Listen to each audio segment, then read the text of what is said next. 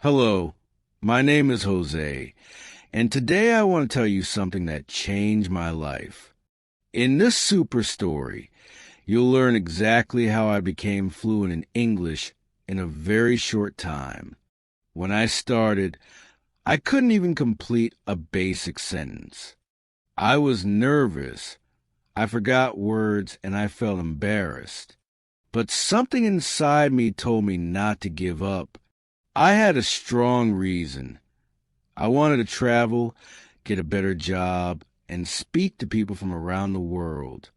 I didn't want to just learn English. I wanted to live it. I still remember the first time I tried to speak English with someone. My hands were sweating, and my voice was shaking. I made many mistakes, and the other person had to repeat everything. But instead of getting discouraged, I got excited. I realized this is how I'm going to grow. I didn't wait to feel ready. I started speaking with the little English I had, and that changed everything. You don't become fluent by waiting. You become fluent by trying. From that day on, I made a promise to myself. Every day, I would do something in English. It didn't matter if it was small. I watched videos, listened to podcasts, repeated sentences out loud, and even talked to myself in the mirror. I surrounded myself with English like it was part of my environment. At first, I didn't understand everything, but little by little, things started to make sense. I wasn't just studying, I was connecting with the language. One of the biggest changes came when I stopped focusing only on grammar. I started focusing on speaking. I learned phrases, not just words. I repeated them until they felt natural. Instead of saying, I learn English, I learned to say, I'm working on my fluency. These small changes made me sound more natural. I realized that fluency is not about speaking perfectly. It's about speaking confidently and being understood. So, if you're struggling to speak English fluently, I want you to know that I understand you. I was in your position. But with the right habits, the right mindset, and daily practice, I started speaking with more and more confidence. This story will show you how I did it step by step. Stay with me, because your journey to fluency can start right now, just like mine did. Chapter 2, My Fluency Routine That Changed Everything. When I decided to become fluent, I knew I needed a plan. I couldn't just study once a week and expect big results. So I created a daily routine that focused on speaking, listening, reading, and thinking in English. Every morning, I listened to a short English podcast while I brushed my teeth. I didn't understand every word at first, but I kept listening every day. I was training my brain to recognize sounds and rhythm. That small habit became one of my favorite parts of the day. After that, I would repeat 5 sentences out loud. I chose phrases I could use in daily conversations, like, what do you think about that? Or, can you help me, please? I didn't just say the words. I acted them out with emotion, like I was really talking to someone. This helped me remember them better and speak more naturally. I did it every day. No excuses. Fluency isn't about doing a lot once. It's about doing a little every day. Later in the day, I watched a video on YouTube in English, sometimes with subtitles, sometimes without. If I didn't understand something, I would go back and listen again. I repeated sentences out loud just like actors. That helped me sound more like a native speaker. I wasn't just watching, I was training. I was copying intonation, pronunciation, and even facial expressions. This was fun for me. I didn't feel like I was studying. I felt like I was growing. In the evening, I kept a small journal where I wrote about my day, but only in English. I didn't use a dictionary. If I didn't know a word, I used simple ones I already knew. That taught me to express myself with the English I had. Little by little, I added more words, more confidence, and more style. Writing helped me think more clearly and discover which words I was missing when I spoke. It was like building a map of my brain in English. This routine became my secret. It didn't take hours every day, just 30 to 45 minutes total. But because I was consistent, the results were amazing. In just a few weeks, I was speaking faster, making fewer mistakes, and understanding conversations better. The routine wasn't magic. I was just showing up every day with focus and passion. And if I did it, you can do it too. Chapter 3: How I Practice Speaking Without Fear. At first, I was afraid to speak English. I was scared of making mistakes, of being laughed at, or of not understanding the reply. But I knew that if I wanted to speak fluently, I had to practice speaking, not just reading or writing. So I asked myself, how can I practice speaking even when I'm alone? And I found the answer: speak to yourself. That's how it started. Every day, I talked to myself about simple things. I described what I was doing. I'm making coffee. I'm going to work. I feel tired today. It felt strange at first, but over time became natural. I even started to think in English without trying. I was training my brain to build sentences without translating. That was a big breakthrough. When you speak alone, there's no fear, only practice. Later, I took a step further. I joined online English communities. I used language exchange apps where I talked with real people from other countries.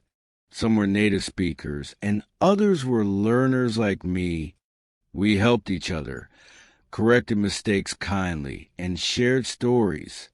At first, I was shy, but every conversation gave me more courage. I wasn't perfect, but I was improving, and that felt amazing.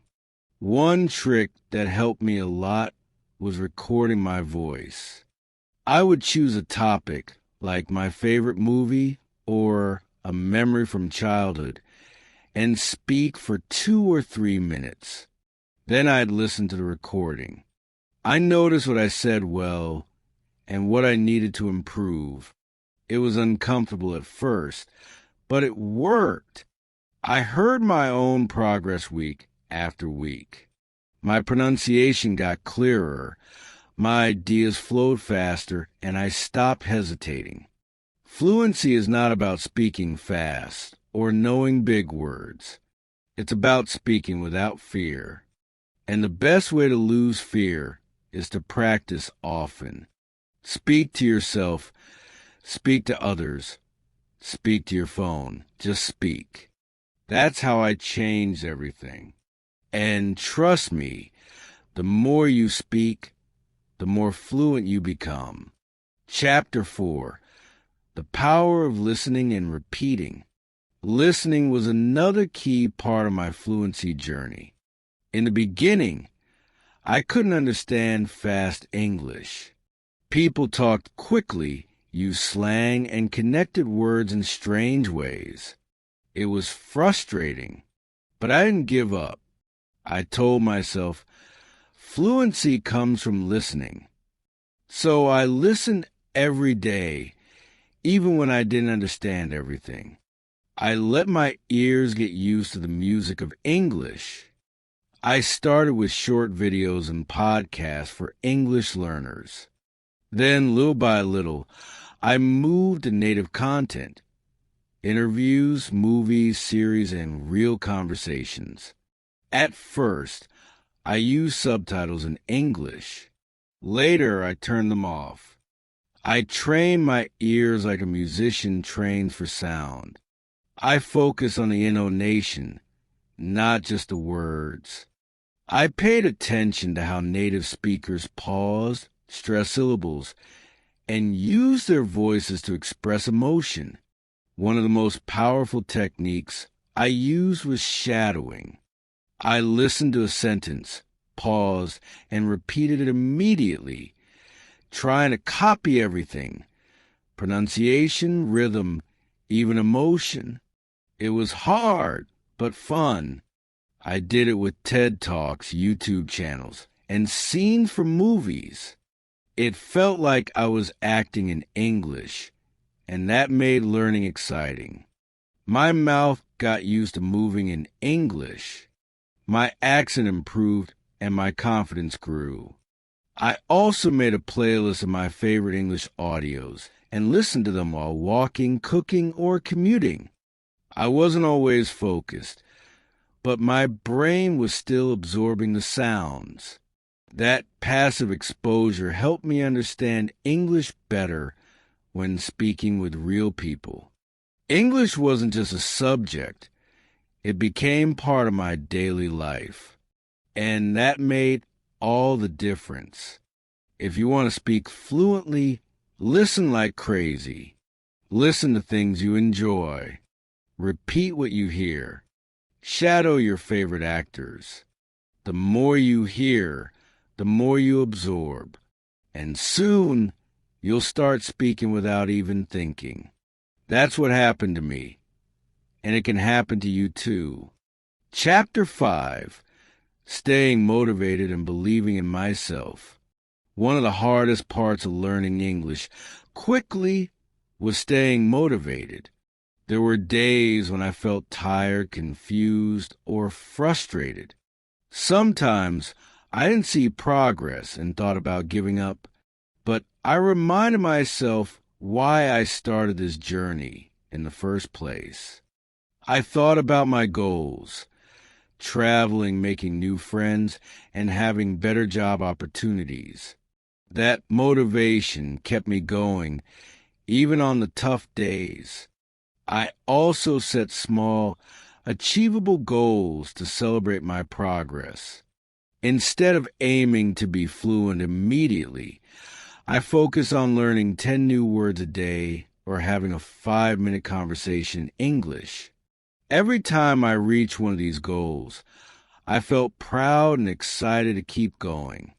These small wins helped me build confidence and reminded me that learning is a step-by-step process, not a race. Another important thing was surrounding myself with positive support.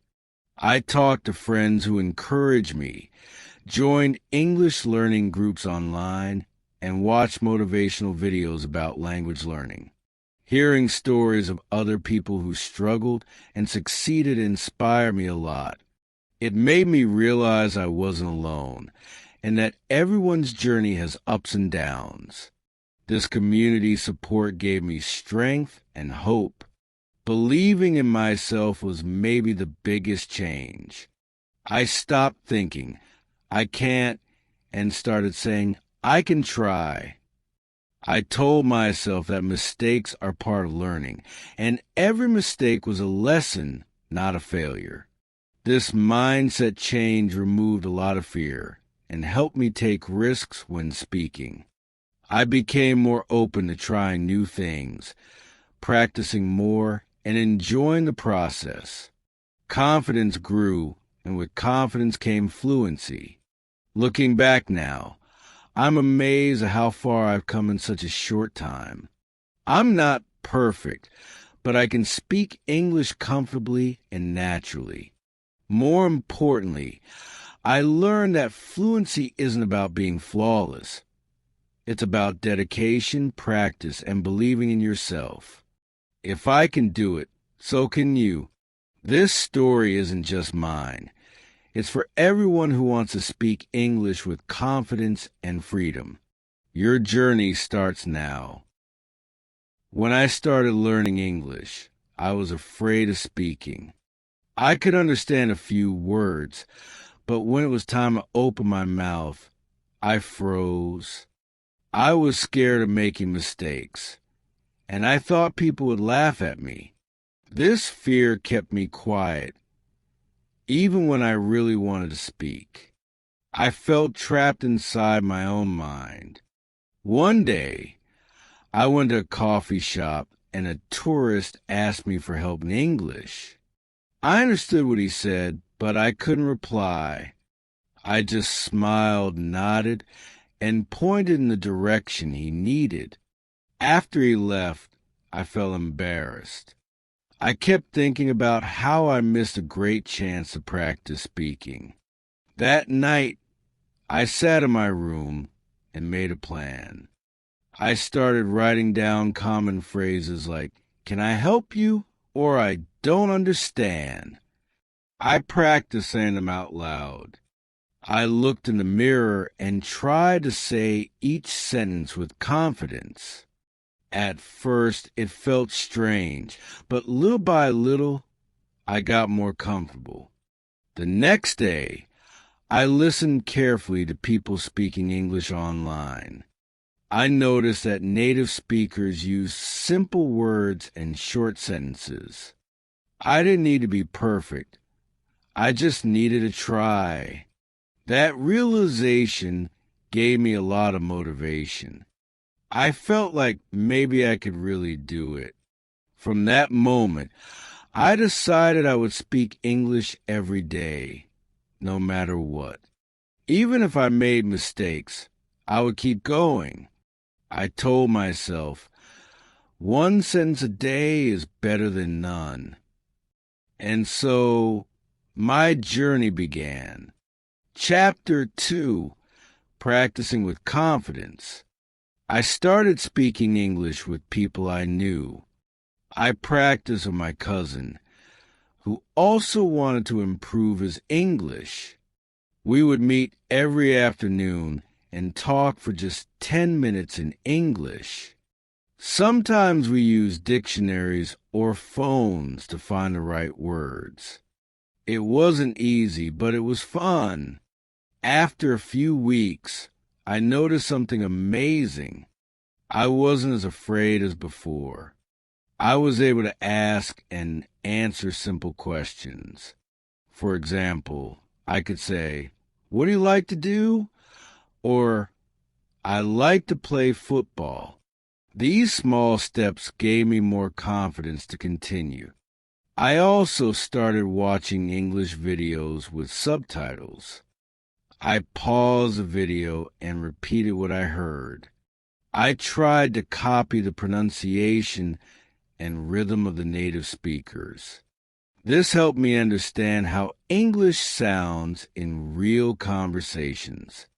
It was like training my ears and mouth at the same time. Then I found a language exchange group online. I was nervous to join, but I did it anyway. I introduced myself and spoke slowly. The other people were kind and patient. Some were learning my language too, so we helped each other. It was the first time I spoke with strangers in English. Every time I finished a conversation, I felt proud of myself. Even if I made mistakes, I was improving. I realized that the more I practiced, the easier it became. Talking to people in English was starting to feel natural. Chapter 3, Speaking in Public. After weeks of practicing with friends and online groups, I wanted to take a bigger step. I decided to join an English conversation club in my city. The first day I went, my hands were shaking. I looked around the room and saw people chatting comfortably in English. I almost turned around and left, but something inside me said, "You've come this far. Don't stop now." So I stayed and sat quietly until the meeting began. The organizer asked everyone to introduce themselves. When it was my turn, my heart was racing. I stood up and said, "Hello, my name is David. I'm learning English because I want to talk to people and travel." My voice was low and a bit shaky, but I did it. People clapped and smiled. One woman even said, "Great job." That moment gave me a huge boost of confidence. As the meeting went on, we had to do group activities. We played games that involved asking questions and giving opinions. I didn't always know the right words, but I tried. When I made a mistake, people corrected me kindly, and I learned new expressions. I discovered that most people are not focused on your grammar. They just want to understand you. After the session, I stayed behind to talk to one of the organizers. I told her I was nervous about speaking, and she shared her own story. She also started with fear, but improved by speaking every day. Talking to her made me feel less alone. I realized that everyone starts somewhere, and mistakes are part of the journey. From that day, I became a regular member of the club. I even started helping new members who were shy, just like I had been. I told them not to worry about being perfect. "Just speak," I said. "Every word you say helps you grow." And it was true. Each conversation made me stronger and more confident. Chapter 4, Real Conversations. One of the biggest changes in my journey came when I started having real conversations with native speakers. I met a traveler from Canada in a local museum. He asked me a question in English, and for the first time, I answered without fear. We ended up talking for almost 15 minutes. I made mistakes, but he understood me and we laughed together. That experience showed me that I was truly improving. After that, I started talking to tourists more often. I went to places where visitors usually go, like parks and museums, and I offered help if someone looked confused. I would say, "Do you need help?" Or, "Are you looking for something?" Most of the time, they smiled and thanked me. These small conversations felt like big victories. I also volunteered at a cultural event where I had to welcome people in English. I practiced my lines many times before the event. "Welcome. We hope you enjoy the show." Saying it again and again helped me say it naturally. During the event, people ask questions and I answer with confidence. I realize that speaking English is like using a muscle. The more you use it, the stronger it gets. What helped me the most was not trying to be perfect. I focused on communicating, not impressing. I accepted that mistakes are part of learning. I laughed at myself when I said something wrong, and people laughed with me, not at me. That relaxed attitude helped me enjoy the process more. Speaking English became part of my daily life. I changed the language on my phone, listened to English music, and even talked to myself in English at home. I said things like, "I'm going to cook now," or "Where did I put my phone?" These small things train my brain to think in English. I didn't just study the language, I lived it. Chapter 5, Becoming Confident. Now, speaking English feels natural. I can have conversations with people from different countries without fear. I don't worry if I make mistakes, because I know I can correct them and keep going. Confidence doesn't mean being perfect. It means being brave enough to try. And every time I speak, I feel stronger. Looking back, I remember the days when I couldn't even say hello without feeling nervous. I remember hiding from opportunities to speak, afraid of looking foolish. But all that changed because I practiced every day, used real-life situations, and stayed positive. I didn't quit when it was hard. I kept moving forward, step by step. Today, I help other learners. I tell them my story and remind them that learning to speak English is not a race. It's a journey. I encourage them to speak out loud, even if no one is listening. I tell them to use simple words, ask questions, and most of all, to enjoy the process. Speaking a new language opens doors to the world. What changed my life was not a perfect course or a magical method. It was daily effort and real conversations. Every sentence I spoke made me better. I didn't wait to feel ready. I just started speaking, and little by little, I became fluent. I found my voice in a new language. So if you want to talk to people in English, start now. Don't wait to be perfect. Speak today, make mistakes, laugh, learn, and speak again tomorrow. That's how we grow. That's how we connect. And that's how we find the courage to speak with the world. Chapter 6, Breaking the Fear. There was a time when I thought speaking English with strangers was impossible for me. I feared making a fool of myself, and I always imagined people laughing or not understanding me at all. But one day, something changed. I met an old man at the train station who didn't speak my language, and he needed help. I had no choice but to speak English.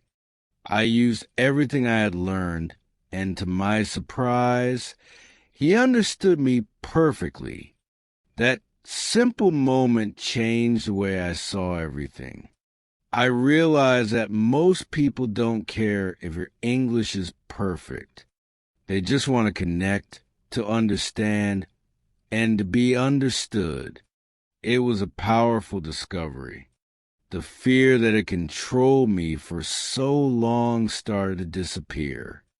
I stopped worrying so much about grammar and pronunciation. Instead, I focused on communication. I used my hands, my face, my emotions, whatever helped me get the message across. After that experience, I became bolder. I began starting conversations instead of waiting for someone else to speak first. I would say things like, "Hi, where are you from?" or "What brings you here?" Sometimes the conversation was short, and sometimes it turned into something much longer. Every time I spoke, I learned something new. I discovered that the key was to start small and grow from there. Of course, there were times when I didn't understand a word someone said, or when I couldn't explain myself clearly. In the past, that would have made me want to give up. But now I just smiled and asked, "Can you repeat that?" Or, "How do you say that again?" People were almost always happy to help. I began to feel like I belonged in the English-speaking world. Even if I wasn't perfect, This new confidence began to show in every part of my life. I walked taller, I smiled more, and I felt proud of how far I had come. I no longer avoided English speakers. I looked for them. I realized that fear had only ever lived in my mind, and now that I had faced it, I was free to speak, to connect, and to grow. Chapter 7, Real World Practice. To become truly fluent. I knew I had to live the language, not just study it. So I started changing my environment. I watched movies in English without subtitles. I listened to English podcasts while walking or cleaning. I read books, articles, and even menus in English. Everywhere I went, I looked for chances to interact with the language. I treated English like a part of my daily life, not just something I studied for a test. I also started working part-time at a hostel where many guests were international travelers. It was the perfect place to practice. I greeted people, gave directions, and answered questions, all in English. At first, I made many mistakes. I mixed up words and used the wrong tenses. But every time I made a mistake, someone corrected me kindly. And more importantly, I remember those corrections forever.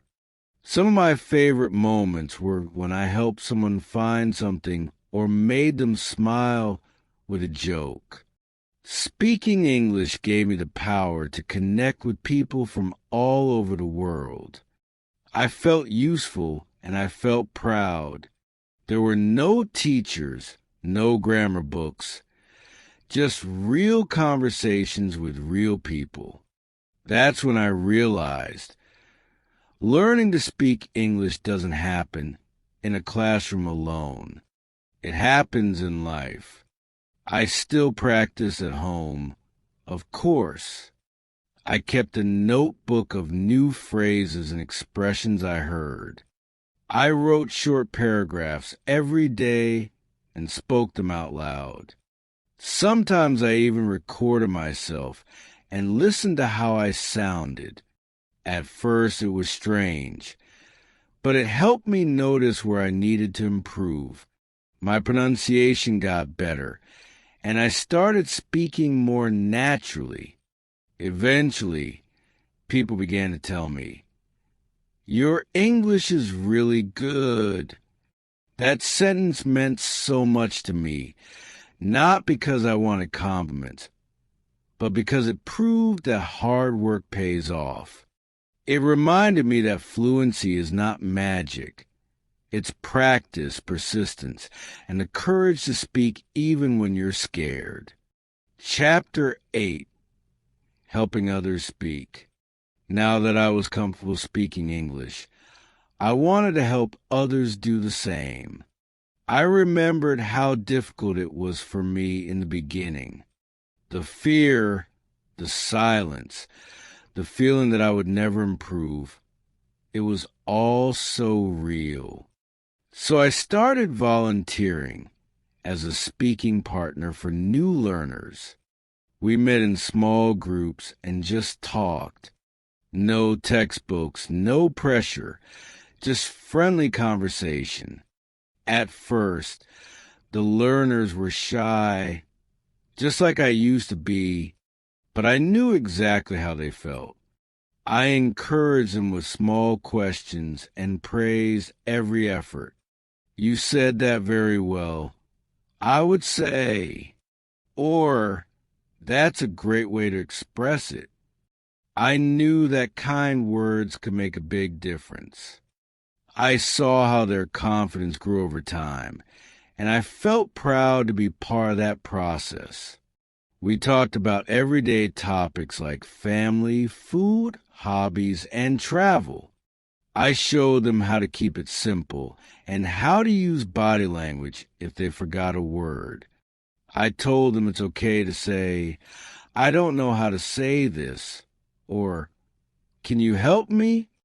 These are powerful phrases because they keep the conversation going. The goal is always to stay in conversation, not to be perfect. Many of the people I helped became my friends.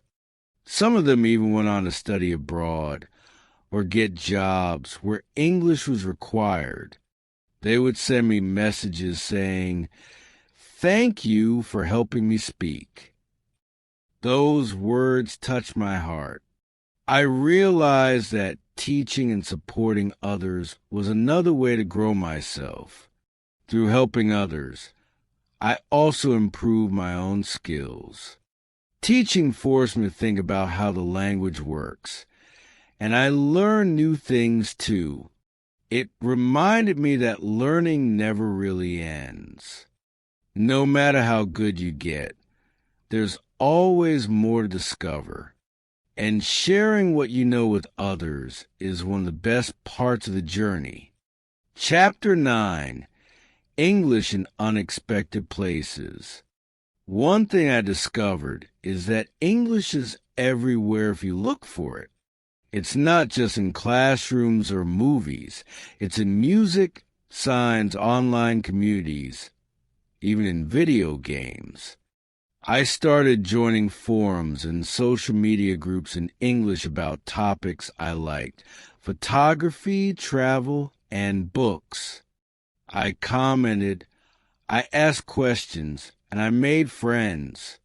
Even though we were miles apart, we connected through a shared language.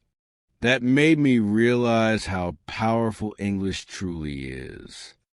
I once joined an online event about learning languages, and I met a girl from Japan who was also learning English. We started talking weekly through video calls. Our English wasn't perfect, but we understood each other. We laughed, we made mistakes, and we kept going. That friendship taught me something very important. Your goal doesn't have to be perfect English. Your goal is to communicate and connect. Later, I started visiting places in my city where tourists go. I offered help when I saw someone looking confused. "Do you need directions?" I would ask. Some said yes, some said no, but every conversation was practice. And more than that, it was real.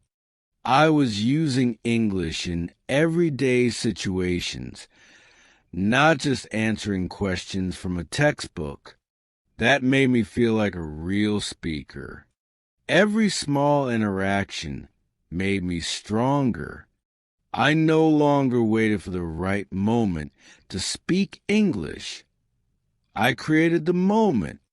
Whether I was helping someone order coffee or explaining how to use public transport, I did it with confidence.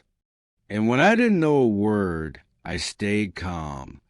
I used other words or asked a person to explain. I didn't panic anymore, and that made all the difference. The truth is, English is a global tool. It's the bridge between cultures, between ideas, between people. And I was now walking across that bridge with ease. I wasn't just a learner, I was a speaker. I had learned to find English in unexpected places, and now those places felt like home. The world suddenly seemed smaller, more open, and full of new possibilities. Chapter 10, my advice to you. If you're someone who wants to speak English but feels afraid or unsure, I want you to know that I understand. I've been there. I know what it's like to forget words, to feel embarrassed, to think you're not good enough. But I promise you this, the fear you feel now will not last forever. The more you speak, the less fear you'll have. And every time you speak, no matter how small, you are moving forward. Start small. Talk to yourself in the mirror. Repeat short sentences every day. Watch videos and mimic what people say. Record your voice and listen to it. These little habits add up. And don't worry about grammar too much in beginning. Focus on speaking and listening. You'll make mistakes, but those mistakes are your teachers. Embrace them, learn from them, and keep going. Find people to talk to. Join language exchange groups. Volunteer. Travel. Or just talk online with other learners. Don't wait for perfect English. Use the English you have now. The more you use it, the better it gets. Confidence doesn't come before speaking. It comes from speaking. Even 5 minutes of conversation a day can change your life. And remember, your English doesn't have to sound like a native speaker. It just has to be clear, honest, and confident. You are not trying to be someone else. You are becoming a better version of yourself. English is just a tool. The real power comes from you, your desire, your practice, and your courage. So speak, make mistakes, laugh, learn, connect. You don't need permission to speak English. You already have everything you need. I'm just one person who did it, and you can too. One word at a time, one sentence at a time, until one day you'll look back and say, I didn't just learn English. I became someone new because of it.